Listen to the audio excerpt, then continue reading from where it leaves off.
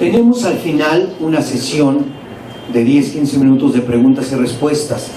Les agradezco que vayan anotando, vayan pensando, porque ustedes saben que eso es lo que enriquece fundamentalmente la retroalimentación tanto del conferencista, de la conferencista, como de nosotros mismos. Pues no me queda más que darle la palabra a la doctora Raquel. Por favor, adelante. ¿Cómo están? Ay, un favor, no crean que es así como con el afán de exhibir, no, sino más bien para que yo tenga como un poco de pulso. ¿Podrían levantar la mano las personas que se integraron apenas hoy? Perfecto, muy bien. Lo pregunto ahí como para pensar en dar como algunas claves, porque sí está como pensado de manera continua, ¿no? Ayer, si se fijan, estuvimos como dialogando sobre algunas categorías, ¿no? Que nos van a servir mucho para esta parte. Bueno, vamos a ver como un poco de historia del movimiento de las mujeres para ir identificando digamos, las preocupaciones, ¿no? Y las cosas que se pusieron o que se movilizaron, las cosas que se fueron creando, cómo se fueron alimentando junto con otras teorías, ¿no? Me refiero a la teoría de género, y cómo es que la perspectiva de género llega a ser un elemento que utilizan las instituciones. Vamos a hacer como una crítica, ¿no? Juntos, es decir, que muchas cosas que pasan como perspectiva de género pues no son perspectiva de género, al contrario, en algunos casos hasta paradójicamente reafirman el sistema que estamos tratando de desmontar, ¿no? Es porque muchas veces los enfoques están llenos de estereotipos, en fin, vamos a ver como todo eso. Y a mí me gustaría, pero claro, si ustedes están de acuerdo, porque siempre dialogo como esta parte, tratar de hacer como un ejercicio, ¿no? Para pensar cómo podemos aplicar la perspectiva de género si ustedes gustan, a lo mejor en un ejercicio profesional o incluso en un ejercicio vivencial, ¿no? Porque esto de la perspectiva de género en realidad es, les decía yo, una herramienta que nos funciona tanto para el ámbito laboral como para nuestras relaciones personales, ¿no? A final de cuentas, en las instituciones, en los centros de trabajo, pues tratamos con personas, entonces no está como exento, ¿no? A veces despersonalizamos como esos espacios, tratamos como de hacer esta decisión tajante entre lo emotivo, ¿no? Lo laboral, lo profesional, pero aquí vemos como que están en juego emociones, porque convivimos entre personas, ¿no? Entonces incluso la perspectiva de género nos ayuda, al menos a mí me ha ayudado, a entender cómo puedo dialogar con personas que son diferentes a mí, ¿no? Hay, claro, momentos, no crean que también así ya con la perspectiva de género te vuelves zen, ¿no? Y nada, no, al contrario, ¿no? Hay momentos en los que una está muy enojada, pero lo que sí yo he encontrado a partir de esta aproximación es cómo la ira, ¿no? El enojo puede ser un punto de partida interesante y canalizarlo como a otra dimensión, ¿no? Más como la acción, porque la ira sí puede tener como un inicio justo, ¿no? Legítimo, genuino incluso, pero la cosa es que no nos podemos quedar nada más en ese momento, ¿no? Tenemos que transformarlo.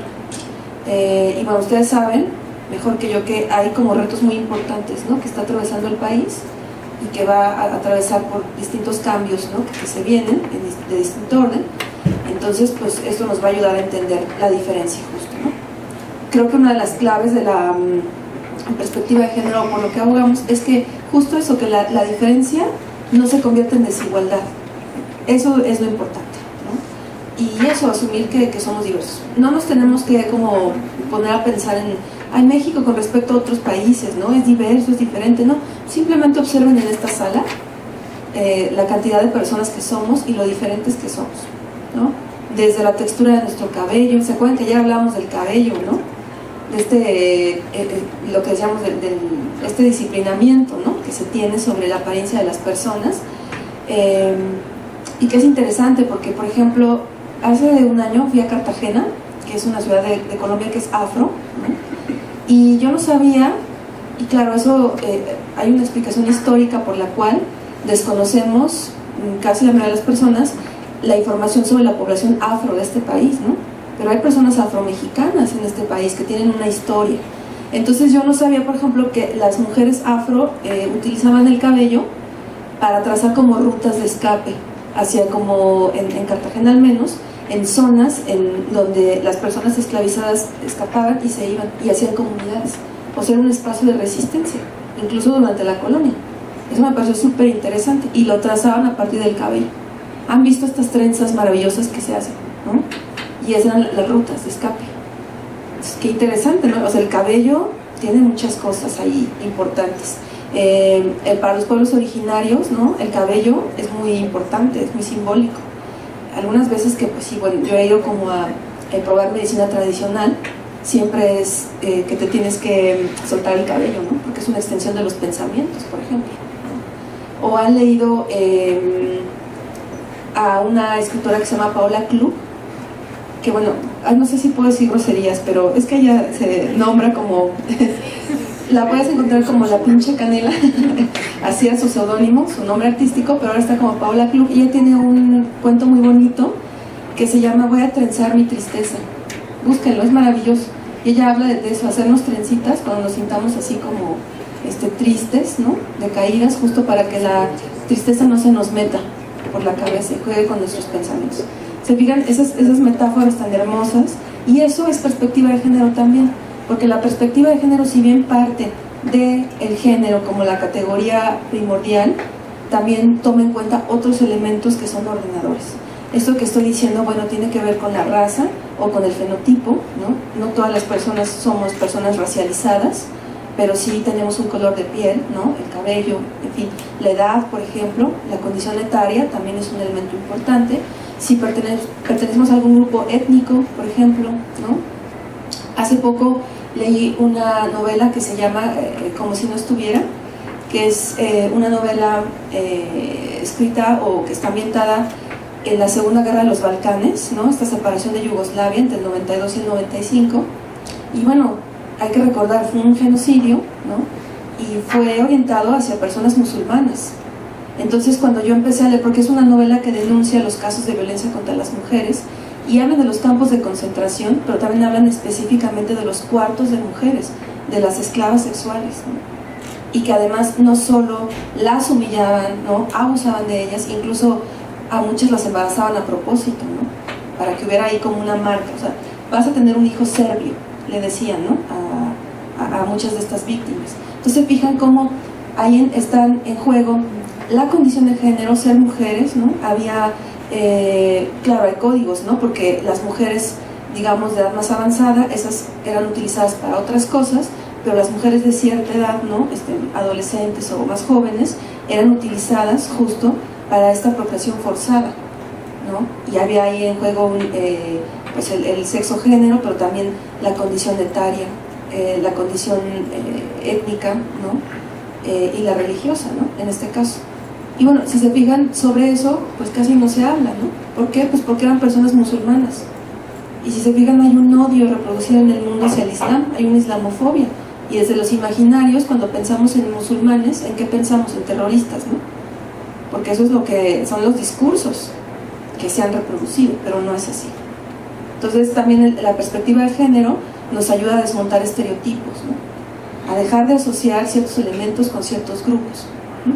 Y también, bueno, eso es importante, esa es como la parte introductoria para que vayamos viendo por qué es una herramienta científica y política, pero también es importante que, porque ustedes lo saben por el campo al que se dedican, que hay una construcción legal de la víctima, ¿no? De hecho, víctima es una categoría jurídica, pero también hay una construcción simbólica desde los imaginarios. Entonces, ponemos en duda el ejercicio de la violencia o de la opresión sobre colectividades a partir de juicios morales. ¿Qué quiero decir? Exigimos que las víctimas sean pulcras, buenas, para reconocer que hay un ejercicio de violencia contra ellas, ¿no? Entonces, ¿cuántas veces hemos escuchado? No, bueno, sí, la violencia contra las mujeres, pero, hijo, las mujeres también son de lo peor, ¿no? Bueno, pues también decíamos ayer, somos patriarcales, pues ¿qué esperábamos? No es como cinismo, no lo tomen así, de que yo digo, pues así somos y que, no, más bien es como, pues también desde el feminismo hacemos una crítica a cómo estamos construidas, cómo hemos sido construidas las mujeres. Somos patriarcales también y tenemos un rol dentro de los sistemas patriarcales. Pero el hecho de que haya conductas, ¿no? Que cuestionemos desde la ética por parte de las mujeres no significa que no haya un ejercicio de violencia sobre nosotras. Ajá. Entonces paremos, ¿no? Es como si yo les dijera, bueno, aquí alguien puede negar la violencia estructural contra los pueblos originarios. bueno, ahí sí seríamos unos cínicos, ¿no? Si dijéramos, no, sí, pero si se la han pasado súper bien, ¿no? Claro que no. Pero entonces, para hacer ese reconocimiento, asumimos que todas las personas indígenas son nobles, buenas y maravillosas. Pues no, es porque eso no importa en realidad, ¿no? Entonces también, les digo, la perspectiva de género nos ayuda a eso, ¿no? Hay que ir como separando, y les digo, hacemos una crítica desde la teoría de género sobre cómo hemos sido construidos los seres humanos en general, ¿no? No me voy a meter en camisa de 11 varas, porque ahora es un tema, para serles honesta, que nos ha metido como pugnas importantes dentro de los movimientos feministas, pero incluso pienso en la diversidad sexual y en esta ruptura, ¿no? que se hace de las identidades sexogenéricas. Ayer decíamos que hay personas que no se posicionan ni como hombres ni como mujeres, ¿no? Hay más identidades, pero incluso hay personas, ¿no? que no basan su identidad en la genitalidad, ¿no? Entonces vemos a personas transgénero, personas transexuales, ¿no? Pero ahí, por ejemplo, hay una crítica muy interesante. Yo no soy como experta en diversidad sexual, pero me parece un punto como que ahí tenemos que ponernos sobre la mesa, cómo el capitalismo va influyendo incluso en los movimientos libertarios, porque si bien es una transgresión al sistema, ¿se han fijado cómo hay un mandato también en la transformación de los cuerpos de las personas trans? Y ahí quienes se llevan una superlana son las farmacéuticas, ¿no? Los cirujanos plásticos, y entonces no estamos rompiendo con la normatividad de género, porque finalmente me convierto en una mujer, pero sí desde una mirada masculina, ¿no? Porque hay una estética sobre los cuerpos, ¿no? Pechos enormes, nalgas enormes, ¿no? Labios así como carnosos, el estereotipo, esa mirada, ¿no? masculina sobre las mujeres. Entonces tenemos que articular, yo ayer insistí mucho sobre eso, el capitalismo, ¿no? Como ese correlato económico que va a irrumpir, ¿no? Que se va a robar, porque acuérdense que lo expropia y lucra con eso, y eso es peligroso. Entonces yo celebro que tengamos este tipo de espacios, ¿no? En donde podamos reflexionar de forma muy consistente y entendamos que pues esto tiene un origen, ¿no? histórico, académico, político, y que no es nada más así como, bueno, me leo un manual de las mujeres, ¿no? Que hay unos muy buenos, pero hay unos muy malos también, y ya, ¿no? Con eso soy la experta en perspectiva de género. Incluso la verdad es que yo a veces con ciertos temas me rebasa. Evidentemente no lo sé todo, porque pues te vas especializando. Tengo 15 años leyendo sobre el feminismo y hay momentos en los que no siento que no sé nada, ¿no? Porque les digo, la dinámica del mundo es tan brutal que a veces pienso, ¿cómo demonios observo este fenómeno? Me rebasa, porque además yo soy una sujeta de género, o sea, pertenezco a una generación específica, ¿no? Aunque ahora yo no profeso ninguna religión, pero fui como el 90%, o 90, no, me vi tímida, 98% de la gente en este país, pues es católica, ¿no? Entonces, eso va sumando a la forma en la que vemos el mundo, aunque hagamos rupturas, pero ya hay como una configuración, ¿no? El ser pues una mujer universitaria, pero además ser egresada de escuelas públicas, sí te da una perspectiva diferente, hay un sesgo, ¿no? Obviamente ahora que pasó todo esto terrible en Ciudad Universitaria, ¿no? Yo lo leía de forma situada, ¿no? Que me interpelaba porque yo soy egresada de esa universidad, ¿no? Y además me interpelaba porque yo soy profesora y trabajo con personas muy jóvenes. Entonces pensaba, ¿no? ¿Qué tal si uno de esos chicos eran mis alumnos, ¿no? O sea, yo me sentía ahí súper movida. ¿Por qué estoy diciendo todo esto? Porque la perspectiva de género implica análisis situados, lo que hablábamos hace rato, allá afuera. Necesitamos situar. La realidad no es... ay, perdón, es que no estaba bien. Gracias. La realidad no es así como la pensamos nada más en función de nosotros, ¿no? Es como si yo dijera, ay, yo no sé por qué la gente no estudia doctorados. Sí, es bien fácil. Bueno, también me molera la lengua porque no es fácil, ¿no? Ya después les comentaré algunas cosas interesantes justo en el ejercicio de la construcción del conocimiento científico, que ahí también el género es un elemento mediador. Pero yo sería pues una estúpida si dijera eso, ¿no? Porque resulta que, pues sí, en efecto no todas las personas pueden hacerlo, y no porque no quieran, sino porque el sistema no les posibilita hacerlo, ¿sí? Entonces, no digamos, no sé, o si yo vivo en tal vez de los pocos espacios, o de los espacios más seguros en esta ciudad, ¿no? Y que yo dijera, ay, pero ¿por qué se quejan, no? Si en la ciudad no pasan cosas feas, O si tuviera mi camioneta y dijera, ay, pues es que en el metro, ay, ya no hay acoso sexual, pues nunca lo uso, ¿no? Entonces, ¿cómo demonios voy a saber? No, o sea, tengamos como cuidado con nuestras afirmaciones y entender eso, que la realidad está sesgada por todos estos elementos, estas características que tenemos, ¿no? A lo mejor hay cosas que no nos pasan por la cabeza, justo por la forma en la que vivimos, ¿no? A lo mejor, no lo sé, la gran mayoría de los hombres no piensan, no me voy a poner este pantalón porque se me ve muy entallado, ¿no? Y hoy voy por esta zona peligrosa. Y las mujeres sí, ¿no? Pensamos, no, esa ropa ahí no. Pero a lo mejor los hombres sí piensan, a lo mejor no me pongo el reloj o me escondo el celular, ¿no? Porque voy a una zona, ¿no?, que es como peligrosa. Se fijan, vamos tomando decisiones en función de nuestra propia condición, ¿sí? Bueno, entonces voy a empezar como con un poco de historia. El feminismo es un producto de la modernidad, ¿sí? Van a ver también ustedes acá como algo interesante. Expropiamos luego términos de la ciencia, de las ciencias sociales, ¿no? Bueno, incluso de las naturales, y nos las apropiamos, no es que esté mal, pero quiero decir que a veces desconocemos como el origen, ¿no? Por ejemplo, moderno lo asociamos como con lo actual, ¿no? Lo más reciente, y en realidad la modernidad pues no es tan nueva, ¿no? Porque la modernidad tendrá como unos 400 años, más o menos, ¿no? Se empieza a gestar durante la Ilustración, porque si se acuerdan, se replantea el concepto de humanidad, ¿no? Incluso lo podemos ver hasta en el arte, ¿no? Los temas, ¿se acuerdan estos cuadros renacentistas, ¿no? Que cambian la figura humana, se vuelve un tanto más realista, es más justo, ilumina más ciertas partes del rostro. Piensen, la Mona Lisa, ¿por qué no fue tan importante, por ejemplo? Porque reconceptualizaba lo humano. Entonces pasaron muchas cosas importantes, ¿no?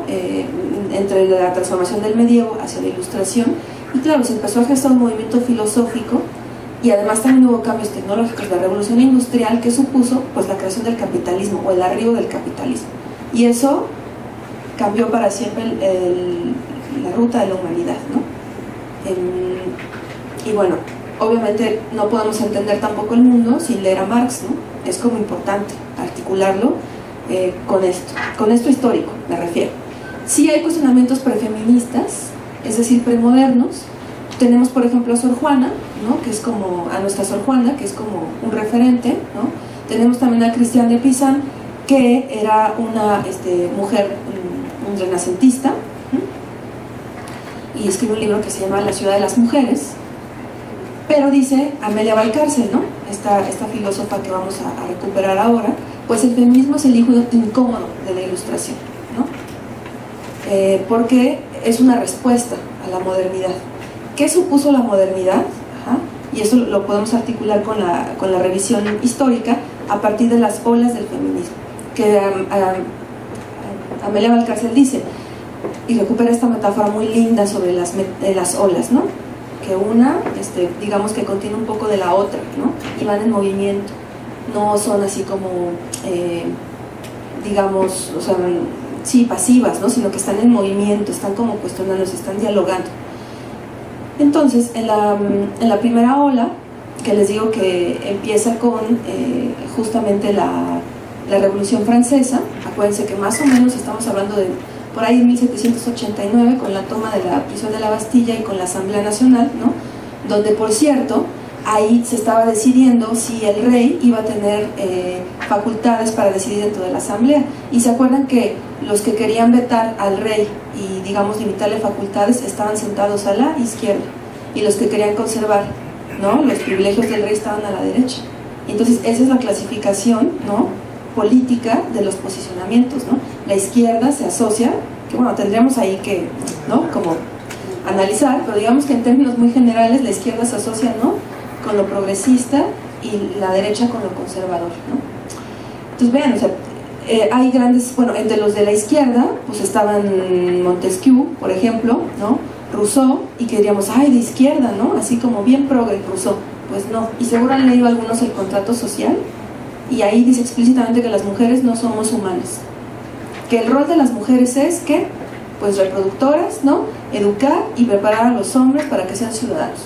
Entonces no nos estamos imaginando. Ayer hablábamos también de la Universidad de Bolonia, el decreto que decía, ¿no?, como las mujeres son la causa de todos los males, está prohibido que estudien aquí, ¿no? Y era un decreto como del 1400, por ahí, ¿no? Es que no sé si de la pila. Gracias. Entonces les digo, no nos estábamos imaginando y como que nos discriminaban, pues en efecto no estábamos incluidas en el pacto de la modernidad, ¿no? A pesar de que había una participación de las mujeres, ¿no?, importante en las revoluciones, se esencializa, ¿no? ¿Han visto este famoso cuadro de Eugène Delacroix, que es La libertad guiando al pueblo? Que es como una mujer con el torso desnudo y toda la gente, ¿no?, así como siguiéndola. Bueno, yo me preguntaba, ¿no?, ¿se han fijado cómo eso es una esencialización? Y aparte esa imagen está hipersexualizada. ¿Por qué la libertad tiene que estar enseñando los senos? ¿Cómo por qué? Es una mirada masculina sobre la participación de las mujeres, ¿no? No es, yo recalco que a lo mejor fue una gran filósofa como Olympe de Gouges, que fue una filósofa de la modernidad, o Mary Wollstonecraft. Lo que yo recalco es tu cuerpo sexualizado. ¿Se fijan? Como la nueva democracia de Siqueiros también. ¿También? Exacto, exacto. Pero es que yo creo que también la exposición de las mamas tiene que ver con la madre tierra, con la alimentación o la propagación del pueblo. Entonces puede tener una doble connotación la exhibición de mamas gigantescas o de mamas prominentes, porque al final de cuentas es la que da vida al ser humano. Entonces, viendo desde un punto de vista más filosófico, pudiera tener esta doble connotación. Puede ser, sin embargo, aunque muchas mujeres hicieron eso y es muy valioso, también hubo mujeres que aportaron ideas y eso no se recupera. Eso sería como lo problemático de esta representación, ¿no? Les decía yo, Olympe de Gouges, por ejemplo, le responde a la Declaración de los Derechos del Hombre y el Ciudadano, y ella hace la Declaración de los Derechos de la Mujer y la Ciudadana. ¿Y qué creen que le hicieron? La guillotina, ¿no? En otra latitud de Europa, en Inglaterra, Mary Wollstonecraft, que también era una filósofa, escribió La Vindicación de los Derechos de la Mujer. ¿Y saben de quién era mamá ella? De Mary Shelley, que es la autora nada más nada menos de la novela Frankenstein. Bueno, y aparte de su madre, que fue esta filósofa que cito, pues también su papá era Lord Byron, que era un poeta. Pues imagínense qué maravilla. Sí, la modernidad tiene cosas maravillosas, ¿no? Pero incluso Frankenstein es un cuestionamiento al paradigma de lo humano, ¿no? ¿Se acuerdan estos como cuestionamientos que tenía el monstruo, ¿no? Eso es una metáfora sobre lo que es la humanidad y eso hay que recalcarlo. Sí, como dices tú, las mujeres han sido como quienes han sostenido y sostienen en buena medida la sobrevivencia, pero también hemos parido ideas. Y entonces el darnos cuenta de que también podemos ser seres intelectuales rompe como con este estereotipo. Así como también estaría bueno, les digo, como que los hombres entraran. ¿Se acuerdan lo que ayer planteaba Graciela Hierro, no? Entrarle más a como actividades que tradicionalmente las mujeres hemos hecho. Así sí sería como más transgresora la cosa, ¿no? Porque si nada más sumamos como jornadas o pues eso no ayuda como tanto, ¿no? Vuelvo como a esta parte de la historia. Dicho todo esto, pues lo primero que por lo que se luchaba era por los derechos políticos, ¿no? De hecho, el primer derecho, ¿no?, que estaba ahí como sobre la mesa era el derecho al voto. Incluso en México pasó algo muy curioso porque Elvia Carrillo Puerto, que fue la primera mujer que ocupó un cargo de representación popular cuando las mujeres no podían votar, ¿no? Acuérdense que aquí votamos oficialmente hasta el 53. Y claro, también se dice, cuando Ruiz Cortines les dio el voto a las mujeres, y es, no, o sea, sí fue durante su mandato, él tuvo ahí una participación, pero en realidad no fue algo que se le haya ocurrido a él. Y para eso sirve la historia, las olas. Surge entonces el movimiento sufragista. Acuérdense que el primer país que le da el voto a la mujer es Nueva Zelanda, a finales del siglo XIX, y también hay movilizaciones obreras. Esto que dije del capitalismo no es poca cosa, ¿no? Se va gestando este movimiento. Por ahí Engels, en El origen de la familia, ¿no?, el texto importante del marxismo, ya empieza a hablar del patriarcado y también de la opresión de las mujeres, ¿no? Esto que decíamos, la domesticación, estar solamente en el hogar, ¿no?, como eso, como reproductoras, ¿no?, lo problematizaban. Y bueno, hacen como diálogos muy interesantes con otras posiciones políticas. Ayer tú hablabas de Emma Goldman, ¿no? Y bueno, pues empezaron a dialogar con el anarquismo, con el socialismo y con el comunismo. En Rusia, por ejemplo, después de la revolución, las mujeres logran ahí como cosas importantes, ¿no? Por eso les decía, no nos sirve como estereotipar. Cuando me fui a estudiar a Alemania, pues imagínense, Berlín, que estuvo dividida, ¿no?, por el muro y todo esto, ¿no?, tan fuerte. Yo me acuerdo que algunas compañeras cuyas madres vivían del lado de Alemania comunista me decían que cuando se cae el muro, ellas se quedaron como muy preocupadas porque del lado comunista las mujeres tenían derechos muy importantes. Y uno pensaría, ay, el comunismo que ha trazado, ¿no? Pura como represión. Y no, por eso les digo que nos sirve para eso el análisis situal. Algunas como importantes representantes de esta primera ola, ¿no? Pues esta es Flora Tristán, que era una escritora y política peruana, de origen francés. Rosa Luxemburgo, que ella es una, aparte de feminista, era socialista y que fue asesinada en 1919 porque ella se oponía justo a la Primera Guerra Mundial, que era imperialista. La asesinan en Berlín y además ella tiene, fíjense, un trabajo extraordinario de análisis sobre el caso de México. Ella recupera a la situación de este país. ¿Cuándo nos imaginaríamos que una alemana feminista socialista de principios del siglo XX pensara en México? ¿No? Pues lo pensó, porque ella decía, el capitalismo no hubiera sido posible sin el colonialismo, ¿no? Esto que narra, por ejemplo, Eduardo Galeano en Las Venas Abiertas de América Latina, todo lo que se llevaron de aquí, pues no es poca cosa. Sin eso, o sea, ¿cómo creen ustedes que se dio la acumulación de la riqueza por parte de esos países? Así mágicamente, ¡ay! Amanecieron estos lingotes de oro acá afuera de mi casa. Fue gracias al colonialismo, ¿no? Entonces, eso es lo que ella, y por eso la asesina, justo. Y otra autora, decíamos Emma Goldman, que es esta anarquista que citábamos ayer. Luego, la segunda ola tiene como un puente como interesante con la aparición del segundo sexo en 1949, que es este ensayo filosófico de Simone de Beauvoir, que ayer también la veíamos, ¿no? ¿Se acuerdan que comentábamos que empezaba con no se nace mujer, se llega a serlo, ¿no?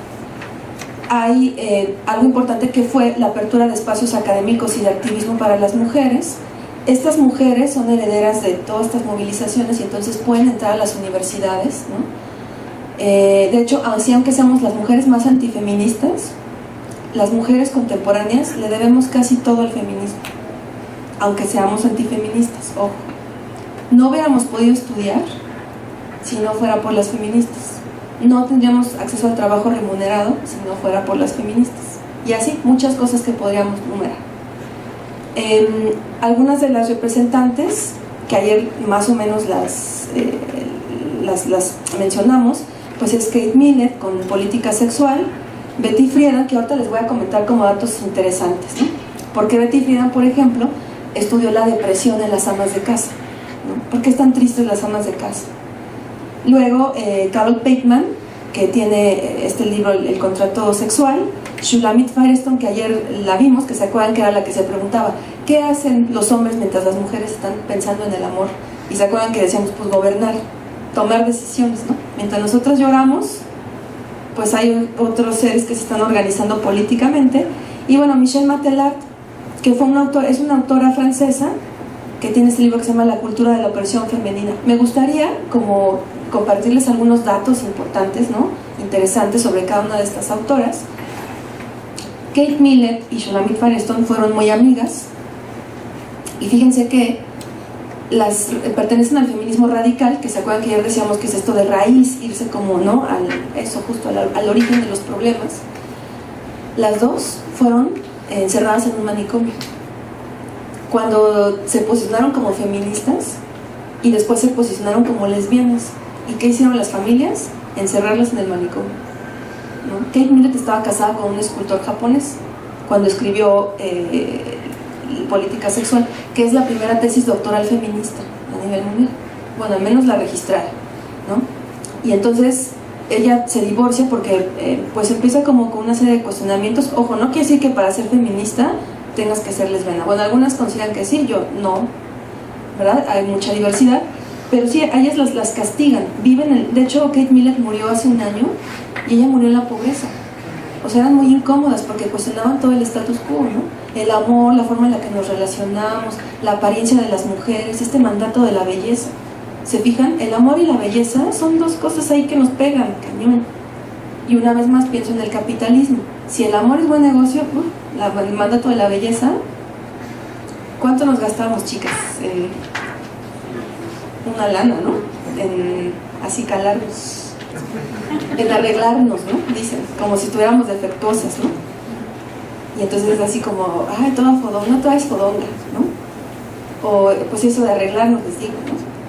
O por ejemplo, se han puesto a pensar cómo tradicionalmente el espacio público no es un espacio propio de las mujeres y entonces tenemos que disfrazarnos.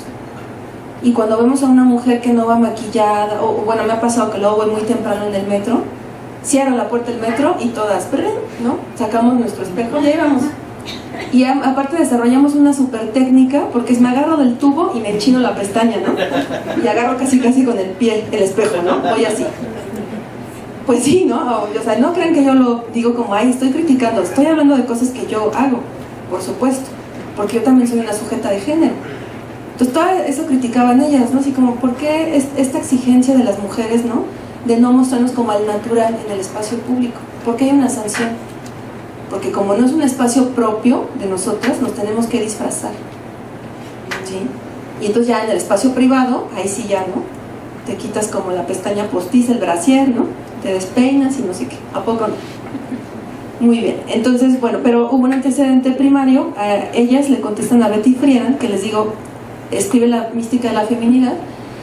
Ella empezó a estudiar a las mujeres que vivían en los suburbios en Estados Unidos, que a diferencia de México, que la periferia son como las zonas más empobrecidas, en Estados Unidos son las zonas de mayor acumulación de riqueza. Entonces ella decía, ¿por qué las mujeres que viven en los suburbios, que tienen su super lavadora y secadora, ¿no? Y el refrigerador y el horno, y tienen un esposo que las mantiene y los hijos güeritos y bonitos, ¿por qué están deprimidas, no? Y entonces cuando empieza a hacer trabajo de campos, entrevistas, la conclusión es que están deprimidas porque están confinadas al espacio doméstico.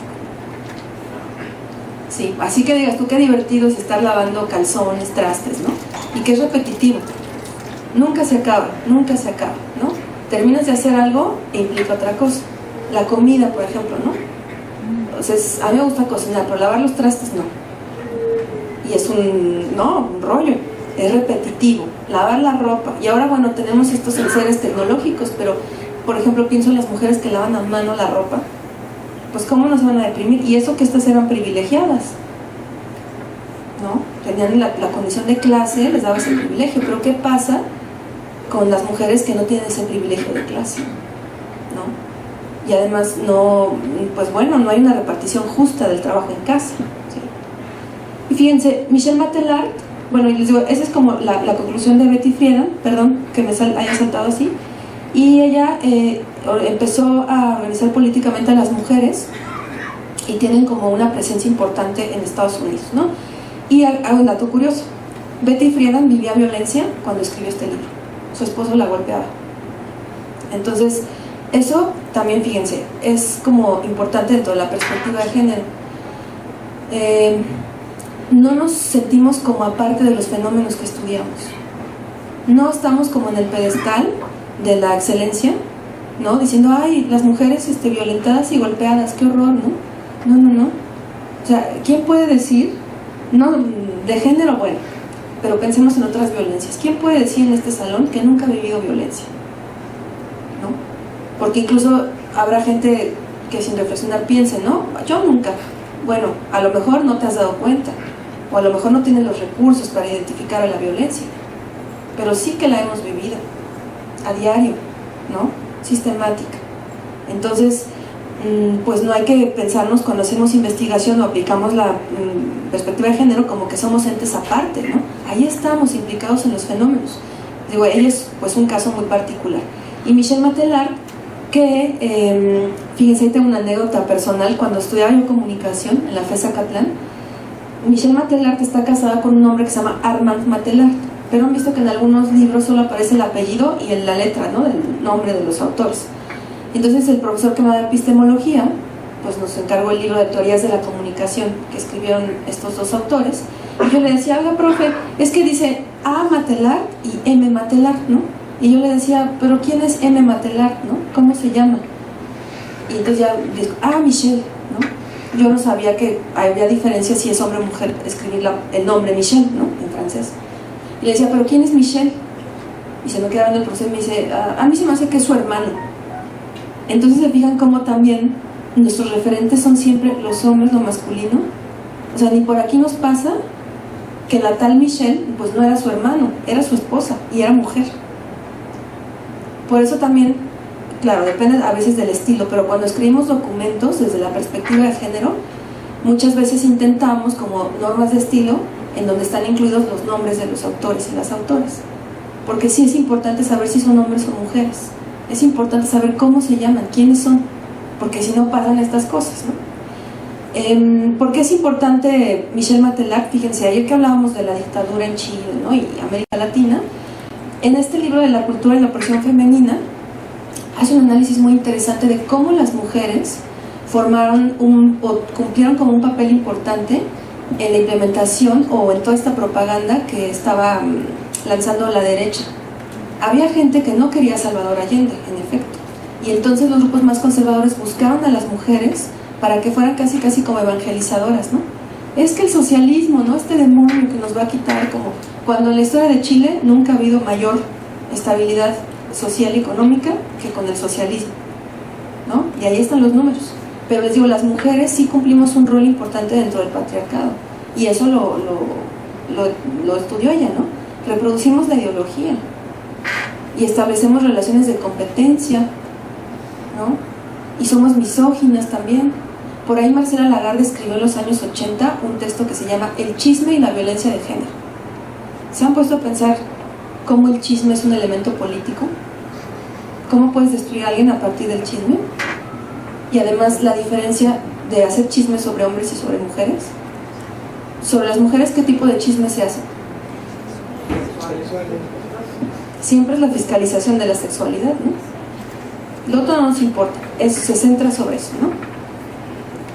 ¿Ven la diferencia? Eso es perspectiva de género también. Y bueno, la tercera ola, que aquí es cuando vamos a empezar como a ver esta parte de la institucionalización de la perspectiva de género. Hay un puente histórico también. En 1975, en la Ciudad de México, se dio la primera conferencia internacional sobre la mujer, y entonces empiezan a hacer un montón de documentos, ¿no? de convenciones, y bueno, esto como empieza una reflexión así súper fuerte, esto se desborda, y hay una movilización de mujeres de países no occidentales, los feminismos negros, por ejemplo, que son las que acuñan el término empowerment, que es empoderamiento, y que se acuerdan que ayer decíamos que lo utilizan muy mal, ¿no? Así como si fuera un revanchismo, ¿no? Ahora yo tengo el control y ahora yo te someto, ¿no? Eso no es empoderamiento, y eso no es feminista en lo absoluto. Hay feminismos latinoamericanos y caribeños, ¿no? Y entonces las mujeres del Caribe, que son en muchos casos afro, se cuestionan, ¿no? Y dicen, a ver, las feministas blancas establecen relaciones de poder con nosotros porque somos negras, ¿no? Y nos infantilizan. O sea, es una explosión así de conocimiento epistemológica súper interesante. En América Latina, con respecto a los feminismos indígenas, por ejemplo, bueno, pues no tenemos un referente muy obvio que es Chiapas, ¿no? Y las mujeres y el ZLN. ¿Han leído sobre eso, la organización, ¿no? que tienen estas mujeres? Y no creen que fue así como, ay, porque el Marcos es muy compa, ¿no? Y muy equitativo. No, eso también es machín. Y obviamente a las mujeres les costó un montón, ¿no? Posicionarse y poner sus necesidades ahí sobre la mesa, ¿no? Y hay o sea, digamos que hay una paradoja en todo esto, porque hay una visibilización de la diversidad de las mujeres, pero al mismo tiempo empieza la institucionalización del feminismo, ¿sí? Y entonces ahí, y ustedes lo saben mejor que yo, por la institución a la que pertenecen, cómo la propia institución te limita, ¿no? Porque hay normatividades, hay discursos, hay momentos históricos y políticos. Entonces, ¿cómo negocio con eso? ¿No? Hay cosas que no podemos decir al interior de las instituciones, que tenemos que negociar, ¿no? Y eso, veo sus caritas, pero bueno, no digan que sí o que no, pero sabemos que sí. Sí, es que pienso, ¿no? Por ejemplo, yo que estoy en el ámbito académico, la academia tiene unos códigos tan verticales que no saben y no se pueden decir ciertas cosas, entonces tenemos que pensar en cómo decirlas desde otro lugar, de otra forma, y es así en todas las instituciones, ¿no? De hecho, cuestionaba, muchas razones a mí, a ver, en mi casa, un vídeo del Colegio Nacional, se supone que es un gran evento que se podría, no ha habido una presidenta del colegio, y se trataron a la UNAM, no ha habido una rectora. ¿Cómo es posible en espacios académicos la intelectualidad es, por qué no existe? Sí, pues es patriarcal, ¿no? Incluso en la Facultad de Derecho, aquí que pues, muchas personas estudiaron esa disciplina, pues hay profesores que el primer día de clases sacan a las mujeres, ¿no? Y es, yo no le doy clases a mujeres. Y eso viola la normatividad de la universidad por donde le vean, ¿no? Y eso podría ser denunciado con el protocolo que tenemos implementado hace 2 años, ¿no? Pero, pues, aquí lo raro es porque no ha habido sanciones, ¿no? A personas que incluso históricamente sabemos que son agresores, porque media el poder. ¿Se acuerdan que ayer decíamos del poder? Las relaciones de poder ahí están. Entonces, esa es como la gran limitación de las instituciones, ¿no? Sí, o sea, en la calle puedo estar marchando y ¿no? Ser así como súper contestataria. Las cartulinas, ¿no? Así con los mensajes. Pero ¿qué pasa en las instituciones? Eso es una gran limitación. Y si no tenemos claro eso, pues nos estamos engañando. No todo es posible. O tenemos que esperar, ¿no? El momento estratégico para que entren como ciertos posicionamientos o ciertas perspectivas a las instituciones. Todo esto que, imagínense lo que costó, ¿no? Años de movilizaciones para que hoy día yo esté hablándoles de feminismo en el Tribunal Agrario, imagínense. No sé si han leído que está la película Los Adioses, que es una película biográfica sobre Rosario Castellanos, que es esta poeta, ¿no? Que fue de las primeras profesoras feministas en la UNAM. Bueno, si ahora, y se los digo porque me ha pasado, es un horror hablar de feminismo con todo y que sea la UNAM, no quiero pensar cuando Rosario Castellanos era profesora y era de las pioneras. Imagínense lo que se enfrentaba. Y es la UNAM. Y yo amo mucho mi universidad, pero no podemos idealizar los espacios, porque si los idealizamos perdemos el foco y entonces no somos autocríticos, y la autocrítica también es un elemento importantísimo.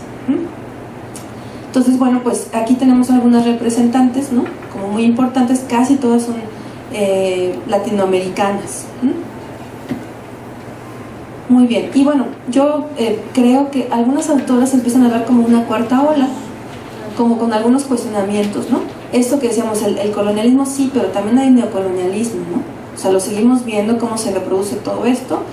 Los feminismos populares, es decir, estas mujeres que no tienen doctorados y no sé qué, ¿no? Pero que tienen posicionamientos feministas, que también ayer hablábamos de ellas, de las costureras, ¿se acuerdan? Ajá. De estas mujeres que buscan justicia, de estas mujeres, pienso en Irinea Buendía, no sé si les suena, que es madre de Mariana Lima Buendía, que es una mujer que fue asesinada por su esposo y que intentaron pasarlo como un suicidio. Y Irinea, por supuesto, no tiene estos doctorados pomposos, pero tiene un sentido de justicia, ¿no? Y sí se alfabetizó, por supuesto, en derechos humanos, pero digo, no estaba en estos espacios académicos, y logró algo extraordinario porque la Suprema Corte de Justicia trajo el caso y se reabrió, y se tuvo que investigar con perspectiva de género. Una mujer, ¿no? Sin doctorado y esas cosas, que no digo que no sean importantes, pero no es la única vía, ojo. Entonces lo problematizamos, ¿no? También, los feminismos populares. Lo que les decía, el ecofeminismo, la diversidad religiosa, ¿no? Mujeres feministas y musulmanas, por ejemplo, ¿no? En México tenemos esta asociación que se llama Católicas por el Derecho a Decidir, que son mujeres católicas que están a favor de la interrupción legal del embarazo, ¿no? Salud. Se fijan, son cosas que nos rompen la cabeza, ¿no? Que rompen con la ortodoxia. Luego está, pues, las mujeres jóvenes y los feminismos, ¿no? Fíjense, la gran mayoría de las mujeres que están siendo desaparecidas en este país son mujeres adolescentes y jóvenes. ¿Qué país les está tocando al Asia a los jóvenes?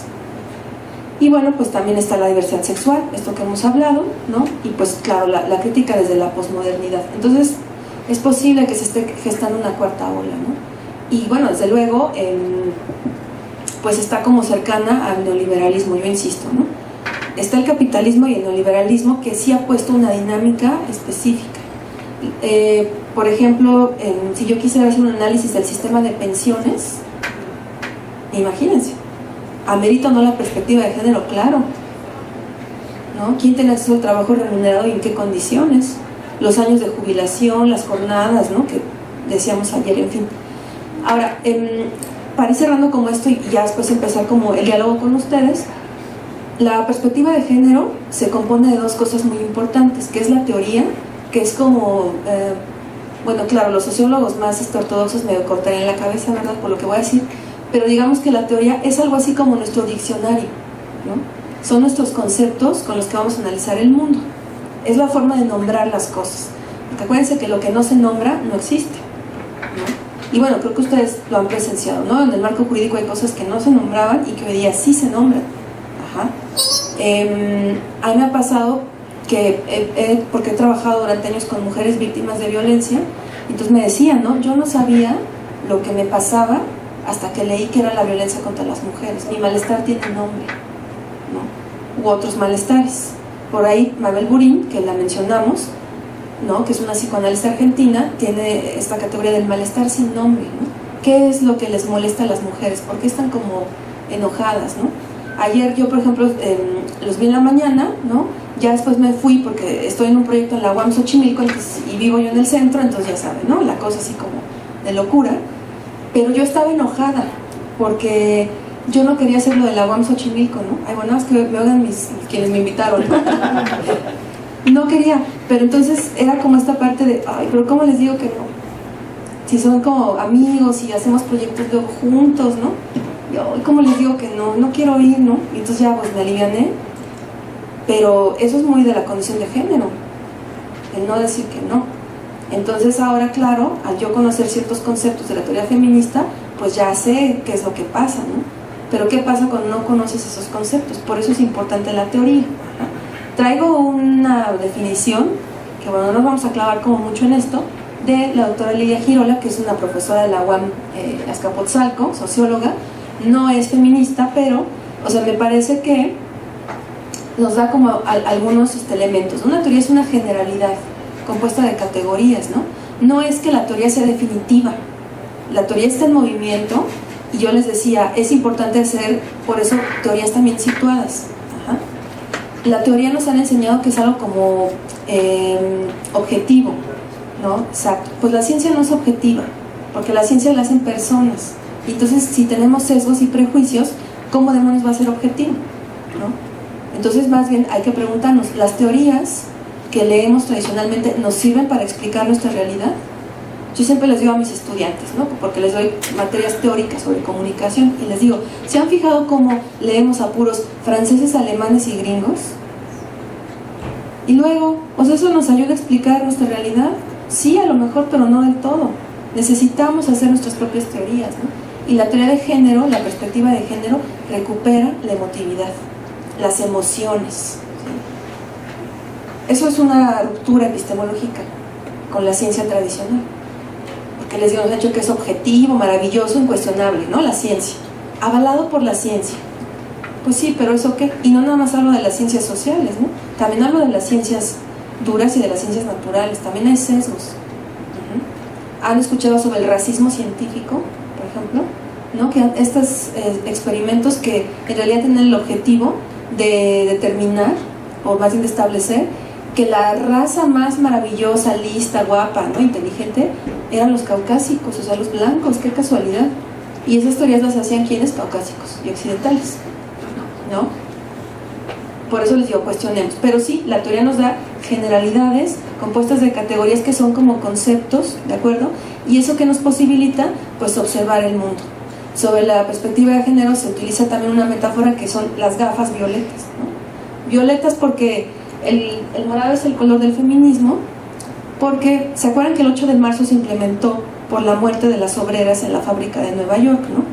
Entonces fue como recuperar uno de los colores de las telas de este incendio en el que murieron tantas obreras. Por eso es que adoptamos el color morado, y por eso es que decimos que la perspectiva de género son gafas moradas, ¿no?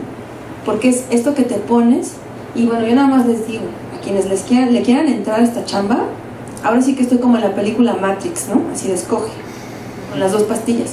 Si le entran, ya no hay vuelta de atrás, ¿eh? Así, aunque una diga, ay, maldito feminismo, me hace pensar mucho, ¿no? Estoy harta de estarme cuestionando. Pues ya no hay marcha atrás. Ya no puedes dejar de ver así. Y eso es con el feminismo y con cualquier postura crítica. Ya no puedes dejar de poner sobre la mesa, ¿no? Esto nuevo, ¿no? Esto que te ha develado esta nueva perspectiva del mundo. Entonces, por eso me estoy adentrando a pensar por qué la perspectiva de género es científica, porque ya vieron que no fue una ocurrencia, ¿no? Reciente, sino que es un movimiento de muchos siglos. Pero además es, científica porque tiene teoría, tiene metodologías, pero es política porque la teoría o la perspectiva de género sí tiene un compromiso político. Hay 2 como grandes escuelas teóricas que sí han explicitado su compromiso con la transformación del mundo. Son 2, el marxismo y el feminismo. Y si se fijan, se encuentran. Se odian, pero se encuentran. Ahí andan, ¿no? Amándose y odiándose. Entonces, cuando a nosotros nos dicen, ay, pero es que desde el feminismo se ve como sesgado, ¿no? Se ve que te preocupan más como las mujeres, ¿no? Bueno, a ver, en primera instancia decíamos, sí, el sujeto político del feminismo son las mujeres, pero también hay beneficios para los hombres. Y sí queremos transformar el mundo. Ese es el primer compromiso del feminismo y de la perspectiva de género. Por eso es político. ¿Sí? ¿Va quedando más o menos claro? Les digo, es consistente, pensamos mucho el mundo, hacemos teoría, hacemos conceptos, hacemos investigaciones, proyectos, un montón de cosas, pero también tenemos un compromiso con el mundo para transformar. Por eso el poder, desde la perspectiva feminista, de una forma ideal y teórica, no es como esta capacidad de sometimiento, ¿no? Nuestras nociones del poder patriarcales es eso, ¿no? Ponerle el pie a alguien. No, desde el feminismo el poder es leído como una acción transformadora, como la capacidad de transformar el mundo. Ahora, ustedes me dirán, ¿hay feministas que son patriarcales? Sí, pues todas lo somos. ¿Hay feministas que ejercen el poder así patriarcalmente? Sí. Sí las hay. Pero eso no pone en cuestionamiento lo genuino y lo necesario del movimiento. ¿Se acuerdan lo que decíamos de las víctimas y demás hace rato? Nadie puede negar, porque en ningún lugar del mundo hay igualdad entre mujeres y hombres, ni en los países desarrollados, ¿sí? Perdón que ponga como ejemplos de Alemania, pero pues es que Alemania nos han dicho que es el referente y no sé qué, ¿no? El país súper desarrollado. Pues sí, pero también yo estaba leyendo que pues hay un número importante de mujeres asesinadas diario en Alemania, ¿no? A mí me llegaron a decir, porque por supuesto que me reconocían como migrante y yo veía las miradas, me llegaron a decir en un bar, ¿no? Te voy a violar cuando salgas del baño, en Berlín, ¿sí? Y eso es ser un país desarrollado, o sea, ahí está operando el poder, ¿me explico? Cargado además con el racismo, ¿no? En fin, con un montón de cosas. Bueno, entonces, desde la teoría de género es la teoría feminista, la perspectiva de género es feminista, aunque hay personas que insisten en decir que no, pero de origen la perspectiva de género es feminista. Es como si yo dijera el análisis de clase no es marxista, pues no, estoy negando el origen histórico, ¿no? Y ontológico de las cosas. Entonces la perspectiva de género es feminista. Y les digo, esta parte importante, uno de sus fines es contribuir a la construcción subjetiva y social de una nueva configuración de la humanidad. Entonces esto de lo subjetivo, es decir, desde lo individual y lo social, que tiene que ver con lo colectivo, es como una negociación, ¿no? Entre lo personal y lo político. ¿Se acuerdan que ya hablábamos de eso? Lo personal es político. Entonces sí nos exige pues cambiar, ¿no? Como individuos. Sí, yo he conocido un montón de gente que va por la vida dándose sus discursos de género súper lindos, pero en la cotidianidad es miserable, ¿no? Entonces no, o sea, la perspectiva de género implica un compromiso con el mundo muy profundo. Digo, es cambiar la forma en la que nos relacionamos con las otras personas. Tampoco se trata así como de, son competencias, ¿no? A ver quién es mejor no, pero sí nos tenemos que comprometer, nos tenemos que exigir. Bueno, y lo que estudia la perspectiva de género, les decía yo, empieza como por este análisis de los cuerpos sexuados, ¿no? Yo sé que hay como ciertas rupturas, ¿no? Con esta idea dicotómica del sexo, pero, y estoy hablando desde la perspectiva de Marcela Lagarde, cómo la define, o sea, la primera lectura que hacemos de las personas es si es hombre o mujer. Cuando nace un bebé, ¿qué es lo primero que dicen? ¿Es niño o niña? ¿No? Eso es lo primero, es la primera clasificación. Entonces, perdón, pero en el mundo no es lo mismo tener vagina y vulva que tener pene, ¿no? No es lo mismo porque el sistema utiliza los cuerpos para funciones específicas. Ayer hablábamos también de Silvia Federici, que, o no sé si no la mencioné, pero es una filósofa marxista y feminista. Tiene un libro maravilloso que se llama Calibán y la bruja. Y ella analiza justo, ¿se acuerdan de la Santa Inquisición y cómo asesinó un montón de mujeres? Bueno, sin esa cacería de brujas, el capitalismo no hubiera sido posible. ¿Quiénes eran las brujas? Y por eso les digo que no es lo mismo. Prefeministas, puede ser.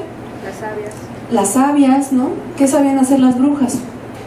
Pues, curar, eran parteras y también sabían cómo no se podían embarazar las mujeres, ¿no? O cómo interrumpir un embarazo.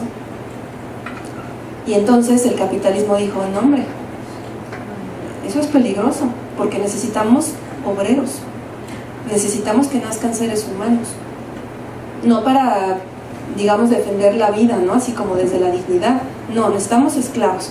Entonces estas son peligrosas. ¿Se acuerdan ayer que hablábamos del amor? Y cómo surgió el matrimonio y demás. Pues antes eso no existía, y entonces como no había monogamia, justo eso, cuando una mujer estaba embarazada en las comunidades, como no había monogamia, pues ¿quién era el papá? ¿Quién sabe? Y entonces, ¿qué hacían las comunidades? Pues la crianza era colectiva. No existía la propiedad privada de los seres humanos. Claro, eso nos rompe la cabeza, ¿no? Porque no, ¿cómo no? Mis hijos son mis hijos nada más y en mi casa, y les digo, la idea de lo privado.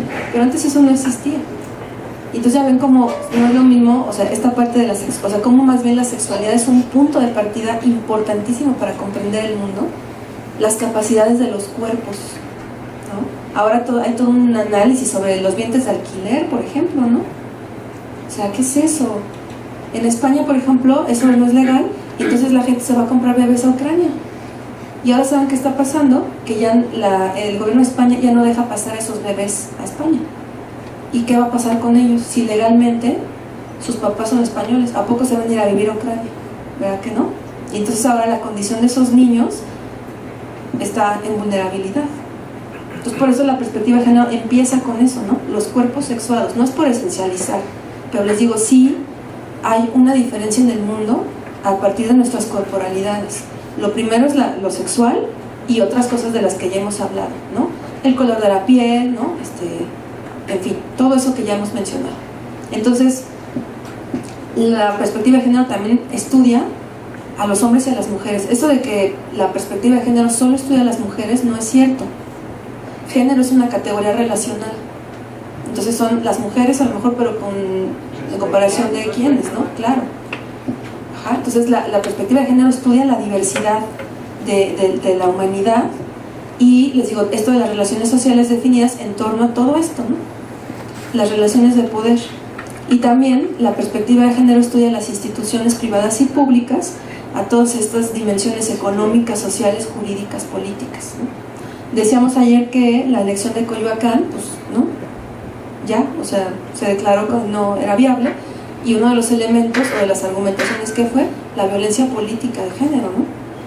Contra la candidata de un partido en específico, de María Rojo, ¿no? Entonces, nos puede como caer mal, porque también yo entiendo que en este país no se hablaba de feminismo, es realmente, a pesar de que es un movimiento, ya vimos, de siglos, en este país se hablaba más bien como en espacios como muy escondidos sobre feminismo, ¿no? Muy académicos o muy como desde el activismo. Y es en el 2000, con la transición política, que se empieza a hablar de estos temas, ¿no? Pues se crean los institutos de las mujeres, y luego este personaje, ¿no? Que empezó a decir las y los mexicanos, y entonces nos cae gordo el lenguaje incluyente porque lo asociamos a él, ¿no? Pero él no, él era un aprovechado, ¿no? Que dijo, esto va a pegar, y así es como lo políticamente correcto, ¿no?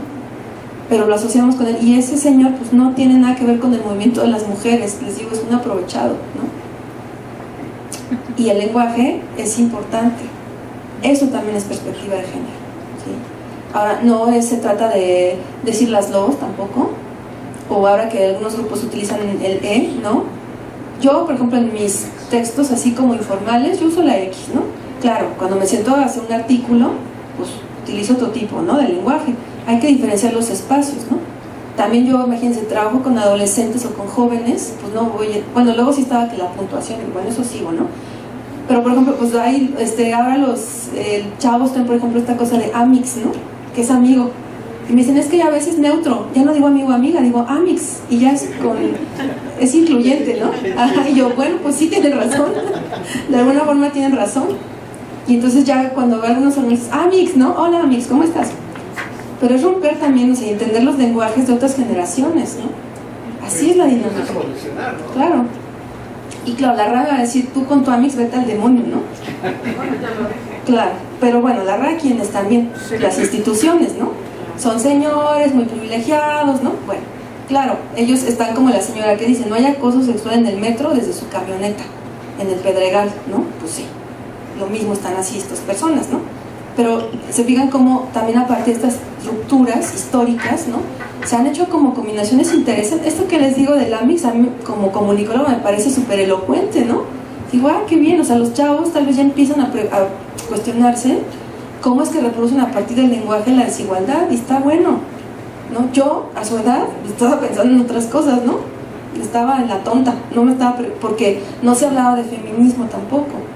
Ahora, es bueno, digamos, o positivo, que se empiece a hacer un poco más común, ¿no?, los temas sobre movimientos de la diversidad o feministas, pero siempre debemos de estar cuidando, insisto, este aprovechamiento del capitalismo, ¿no?, porque lo esencializa, se lo roba, lo despolitiza, y no, o sea, está bien decir amix, pero no es lo único para cambiar el mundo. Qué bueno estaría, ¿no?, que nada más con eso lo cambiamos, pero no, eso es algo que es una cereza del pastel, que suma, ¿sí? Bueno, pues estudia la cultura, símbolos, representaciones. Estuvimos hablando de los cuadros de la Croix, ¿se acuerdan? Hay unas chavas buenísimas que todas son artistas y son activistas que se llaman Guerrilla Girls, que no les conoces la cara, o sea, son artistas que siempre traen como máscaras de de gorilas, justo. Y ellas hacen como intervenciones en los museos, ¿no? Y dicen, a ver, el 2% de las personas que exponen en los museos son mujeres y el 98% son hombres, en comparación a que el 98% de las personas que aparecen desnudas en cuadros en los museos son mujeres. Ahí están los contrastes, ¿no? Y entonces dices, ay, pues sí, claro, qué interesante, ¿no? Es una representación de las mujeres a través de una mirada masculina.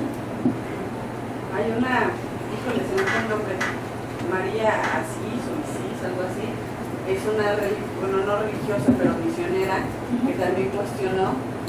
que también cuestionó al interior de la iglesia, y tiene un movimiento, bueno, tuvo porque ya murió, tuvo un movimiento que se llamó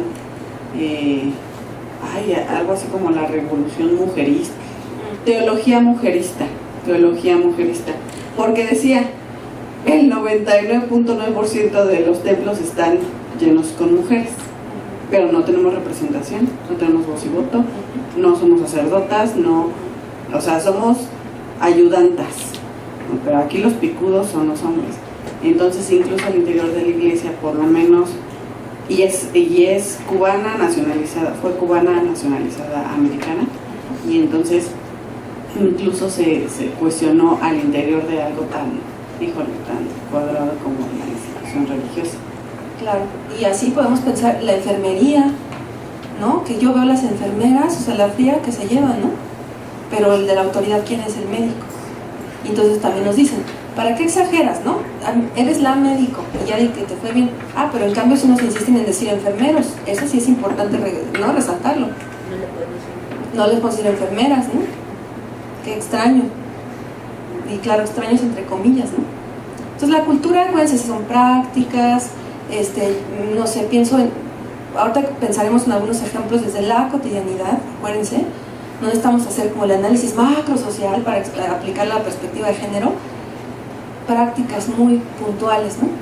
Yo me acuerdo cuando era niña y que la última que se sentaba a la mesa era mi mamá, ¿no? Y luego, ya saben, como la clásica de los domingos del pollo rostizado, ¿no? Y es como repartir las piezas, hasta ahí hay jerarquías. ¿A quién le toca la pechuga, no? ¿Quién es la última persona en sentarse, no? las preocupaciones de las mujeres, en fin, o sea, eso es perspectiva de género, porque es como el género está mediando las relaciones entre las personas. Cuando se enferman las mujeres, ¿quién las cuida a las mujeres? ¿No? Yo me hago una mamá que así igual está súper enferma y yo le dije, ya descansa, no importa, ¿no? Así como, ya, por favor. Me dice, es que yo no me puedo enfermar, porque si yo me enfermo, ¿quién los cuida a ustedes? Ya todos sus hijos treintañeros, ¿no? Yo, mamá, ya ni vivimos contigo, ¿no?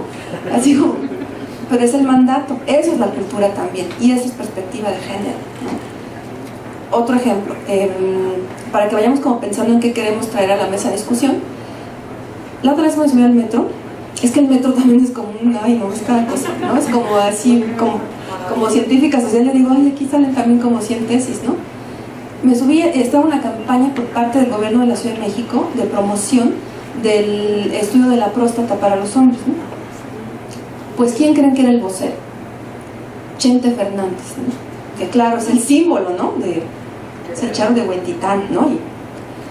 Y entonces era algo así, estoy parafraseando como, hazte el examen, no dejas de ser hombre, no pasa nada, no, o sea, tu masculinidad no está como vulnerada.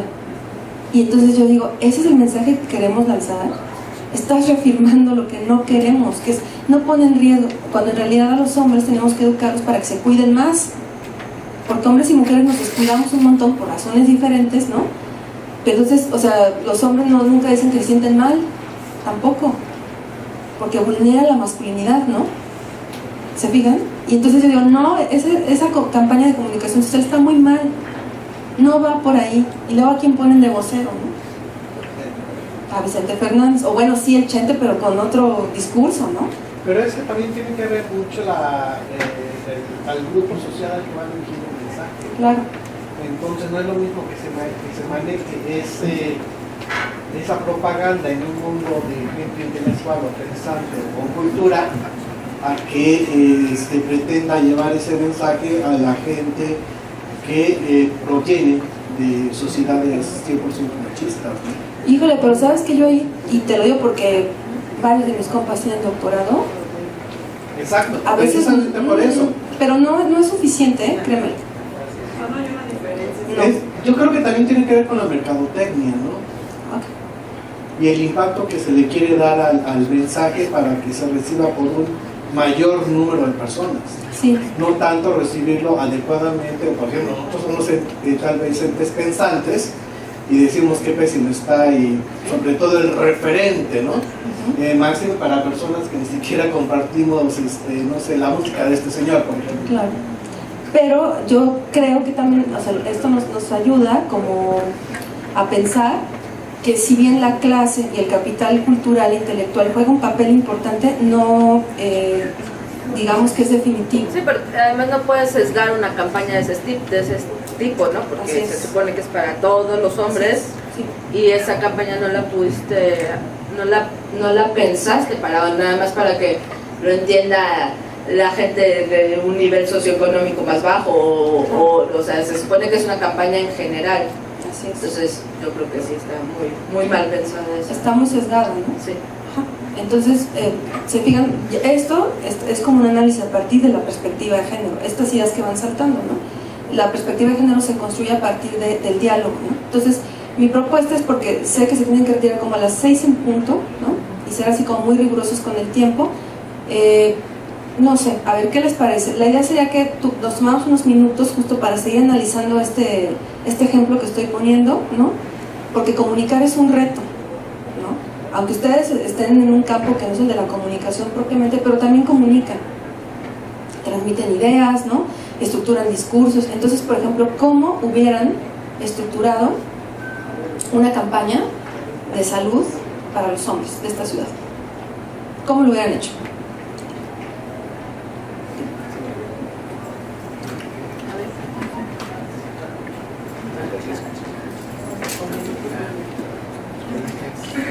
Gracias. Buenas tardes. Soy licenciado en diseño gráfico, también soy comunicador. Sí he visto esa campaña. Para mí se me hace, viéndola desde mi perspectiva, siendo varón, que está muy mal enfocada. Independientemente de los simbolismos, de todos los elementos que conlleva el discurso que maneja, mencionaba el caballero, va para un target. Sí, evidentemente el target es tendría que ser más amplio a mi consideración, sin menos situaciones de tabús. Los tabús últimamente en México pasan aquí. Aquí hubo apenas una semana de la salud, hace aproximadamente como un mes, en el cual venía incluida también una situación de examen precisamente prostático para que se descartaran problemas cancerígenos a los varones.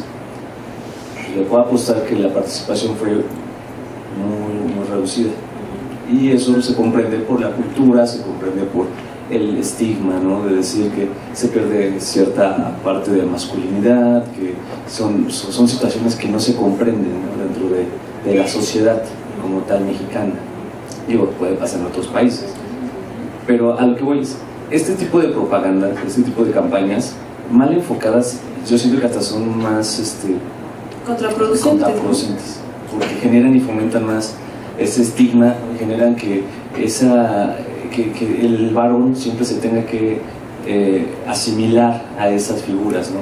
Que se tengan que estar asemejando a que si Chente puede, pues tú también, ¿no? O sea, no tendría que haber esa comparación ni esa invitación a que el que tú seas un varón, y si quieres seguir siendo varón, pero sin cáncer, tienes que hacerlo, tienes que nacerte independientemente de la condición, independientemente de lo que se mencionaba ayer, de que un hombre pueda ser femenino, que tenga ciertos caracteres, que tenga a lo mejor, independientemente hasta de la orientación sexual.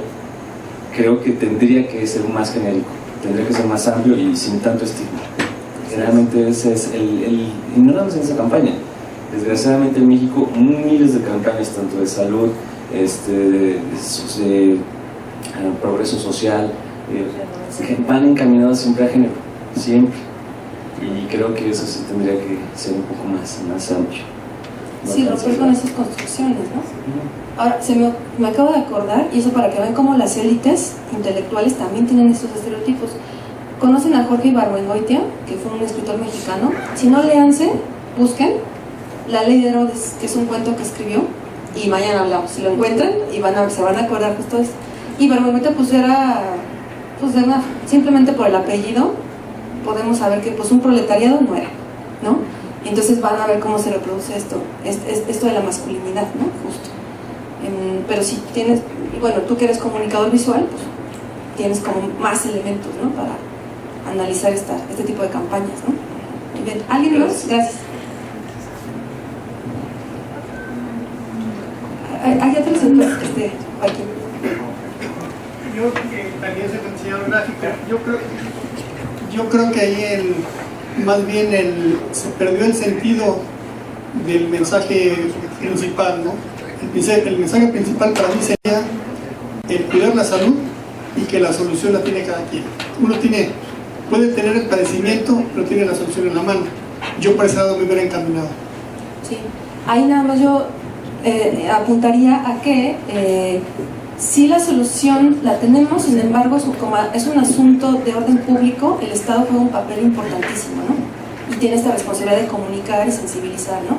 Pero sí, yo lo llevaremos como, pues, vaya, es como una opción, es un derecho que tú tienes como ciudadano, ¿no? Tómalo, apropiate, porque está en juego tu vida, ¿no? Gracias. Estoy hablando, en efecto, como dice el compañero, a nivel de cultura de masas, doctora. A nivel de cultura de masas ya se tiene, si se quiere, un conocimiento, leyenda urbana, en realidad, que Vicente Fernández, su opción sexual o su orientación sexual, no es exactamente hetero. No lo estoy diciendo en términos absolutamente... Sí, exactamente. Entonces, ya en el imaginario colectivo, Chente, si se hizo con el proctólogo el examen de próstata, pues quizá por eso es que pues, resultó contrario, fue un boomerang poner exactamente a Vicente Fernández. Habría sido otro personaje pero no necesariamente hubiera sido masculino, pues para transmitir la necesidad de revisar la próstata para evitar el cáncer, ¿no? Entonces ese es mi punto de vista. Y ahí está el problema, dependiendo de cómo lo ve cada quien. Por ejemplo, desde esa perspectiva de él, si a mí ya me informaron que pues Chente es homosexual, va a decir, voy a ir y no me voy a pasar a mí lo mismo que a él, ¿no? Digo, y al final de cuentas yo creo que es la información lo que deberían de dar, ¿no? Porque pues yo creo que el examen de próstata, el antígeno prostático, ya es por medio de sangre, ¿no? ¿Por qué no te informan eso? ¿Por qué no te dicen, sabes qué? El examen de próstata ahora es por sangre, ve y háztelo, no te cuesta nada. Es todo lo que te tendrían que decir para un hombre, porque ya no es como antes, ya el examen ya no es como se hacía antes. Y yo creo que teniendo esa información como hombre, sería más fácil, ¿no? Pero fíjense qué frágil es la masculinidad, porque ¿cómo es el Papa Nicolau, la colposcopía? Súper invasiva. Súper invasiva, sí. ¿No? Y eso no han cambiado. Y al de hombre sí le buscaron cómo hacerle para que no sientan feo. Sí, es que es para que ellos no se sientan invadidos a su sexualidad. Y a las mujeres, cuando ya podría ser diferente. La fotografía también, qué agresiva es, muy, muy agresiva, muy agresiva. Y a ellos hay que tratarlos con cariño, ya nada más te voy a sacar sangre. O la pastilla anticonceptiva para hombres, ¿no? Que no la han sacado en el mercado porque produce acné. Y yo así, ¿no? Como te produce irritabilidad. Sí, no vayas a andar enojado todo el día, ¿no? Y es lo mismo. Y a las mujeres, pues las mujeres sí toman pastillas anticonceptivas, sí te pones todo lo que han inventado, ¿no? Pero sí al hombre sí lo con cariñito, ¿no? Para que no vayan a sentir mal y todo, pero pues la mujer aguanta, ¿no? Es como que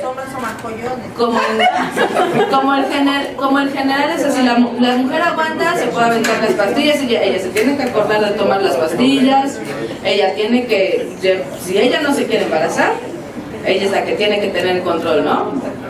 El esposo, el novio, él no, a él no le importa, ¿no? Él ya ve cómo. Ciencia y biología de cada vez. Precisamente la ciencia va a servir para comprender el estatus. Exacto, hay que pensar entonces quién hace la ciencia, quién hace las leyes, ¿no? Quién hace las teorías, quién hace los dispositivos. Es como, yo que también trabajo seguridad digital, internet, todo eso. Internet, decíamos ayer, es un espacio hecho por hombres blancos, heterosexuales, de Silicon Valley. Y eso ya de entrada no lo hace un espacio neutro. Y si no, fíjense por qué somos tan vulnerables, ¿no? En los espacios sociodigitales, justo por eso, porque es creado desde una perspectiva que no es cercana a la mayoría de las personas, ¿no? Robo de identidad, ¿no? Extorsión, bueno, no hay trata virtual también. O sea, hay un montón de fenómenos que se están reproduciendo, ¿no? Entonces vean, por el Chente, por la campaña de lo que no sabemos del gobierno de la Ciudad de México es que iba a servir como ejemplo para, ¿no? Y ya perdí las fotos porque ahí iba yo tomándole fotos, porque esto está súper bueno, ¿no? Por eso no se las enseño. Pero así como están estas, está otra que también hicieron estos torpes, de no le des la espalda, dale pecho, y que salía Maribel Guardia así, y solo cubrían los pezones, ¿no? Así. ¿Se fijan? La hipersexualización del cuerpo de las mujeres, ¿no? Entonces, más bien tenemos que llevar, me parece, y también eso nos hace pensar la perspectiva de género, pues que es un tema de asunto público y entonces colectivo. Entonces tenemos que cambiar las nociones de salud, ¿no? O sea, sí, desde luego hay una dimensión de lo privado, pero hay un papel importante del Estado, ¿no? Como garante de un derecho, también como para comunicar, ¿no? Y para generar como una comunidad. ¿Sí me explico? Y bueno, yo soy directamente docente, ¿no? Y educamos de alguna forma. Entonces yo siempre estoy como con eso, ¿no? Con mis estudiantes. Siempre estoy ahí. Hasta me van a odiar, ¿no? Todo el semestre, pero no, también soy como amable. Pero la cosa es que empecemos a desmontar desde nuestros espacios, en casa, ¿no? Ayer justo lo de la UAM que les digo que estaba enojada porque tenía una flojera, pero era trabajar con chicos que estudian diseño gráfico y van a lanzar campañas en la violencia de género. Sí, entonces era importante. no porque yo tenga la verdad, sino porque hay que hacer como diálogo, ¿no? Les digo, para que sean como buenos mensajes. Tenemos una gran responsabilidad.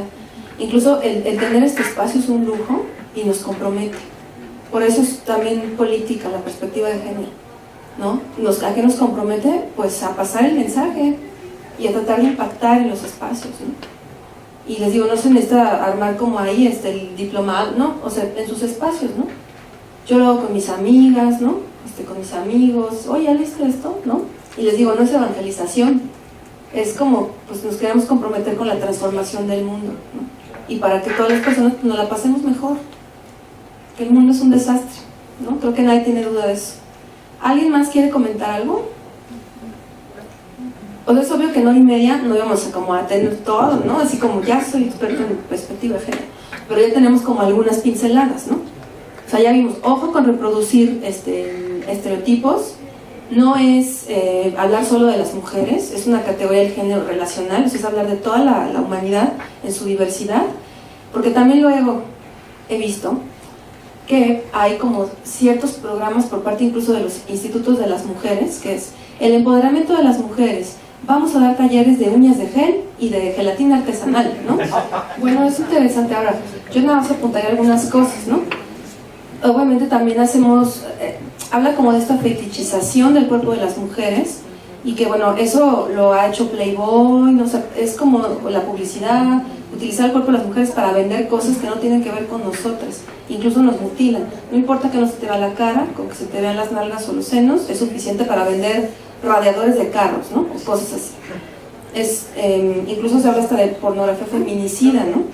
En fin, mañana les puedo traer como algunos ejemplos, ¿no? Más visuales, pero yo cerraría con que, ojo también con las valoraciones misóginas que hacemos sobre un fenómeno, ¿no? O sea, los adjetivos que anteponemos a la descripción de algo que estamos analizando, y yo diferenciaría, ¿no? No porque yo tenga como el monopolio del feminismo, ¿verdad? Porque a lo mejor soy un referente muy chafa para muchas feministas o muchas mujeres, pero yo siempre diferencio entre las mujeres que son poderosas, es decir, que tienen recursos y que están posicionadas, que me parece que correspondería a estas mujeres que tú citas, y las mujeres empoderadas, porque el empoderamiento es sí o sí feminista, y que implica una clave muy sencilla: sí, toda la conciencia sobre el mundo, pero además para ser feminista sí te tienes que articular para promover los derechos de otras mujeres. El feminismo no es una práctica en solitario. Entonces, la de que yo avanzo en la vida porque soy empresaria y me compro unos zapatos caros, pero no hago nada por las mujeres, eso no es feminista. Porque acuérdense, hay un compromiso político para transformar el mundo. ¿Sí? Entonces, pues eso. Ahora, les van a pasar las presentaciones, y si alguien tiene como un interés como particular en algo, piense y les puedo mandar como textos, ¿no? Para que sigamos como trabajando, ¿de acuerdo? Perfecto. Entonces creo que ya estamos como, sé que se tienen que ir a las 6 y aparte sé que ya salieron de trabajar, entonces ya váyanse a descansar, ¿sí? Muchas gracias.